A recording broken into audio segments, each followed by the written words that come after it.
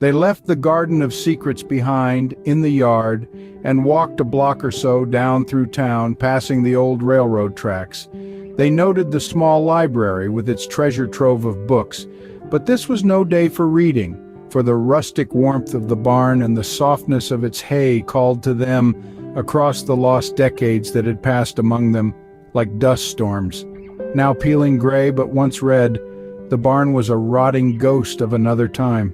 Long abandoned and left to the elements, however, it must have been well built, for it still stood square. The faded outline of a Wrigley's Gum advertisement recalled an old slogan. The door of the barn resisted at first, creaking like an Egyptian crypt, but soon gave way, powdered rust streaming down from the hinges. The smell of oats and animal musk escaped and mixed with Angelina's perfume. Inside were rusted harnesses, pitchforks, old lanterns, broken wheelbarrows, tilted horse stalls, and a ladder remarkably intact that ascended up into the heaven of the loft.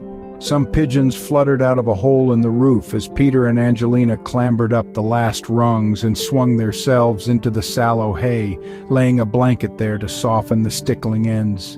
At first they lay quiet, wondering if they had been seen, and sensing that they weren't, exchanged at last the kind of kiss that was free from the all-seeing eyes of children and grandmothers, a kiss that was deep and ear to ear, an offering that was free, open, and inviting to consummation, the end and beginning ultimately of all kisses.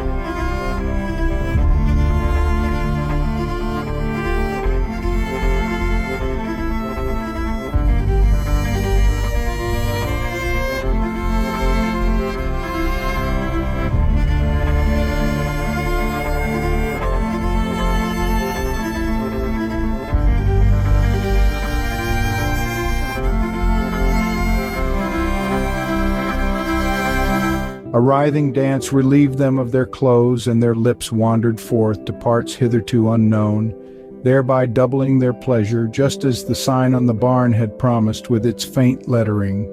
Joy was indeed an energy born from all good emotion, a gushing stream swirling in unstoppable motion, a force now over the edge as a waterfall of boundless power and beyond, into a tidal wave from love's endless ocean. Now and then, during these hours of softness and hardness among the valleys and peaks, Peter and Angelina would remark to each other as to how bright the other's face had become, how smooth and shining was the partner's skin, how like teenagers they each felt, how the years had fallen away magically during the endless lovemaking, and that if only they had a camera they could capture their younger selves on film to show later to their elder selves as proof of love's youth. But there was no need, for either could see then and there in the sparkling eyes, sweet smiles, and glowing skin that they had indeed become young again.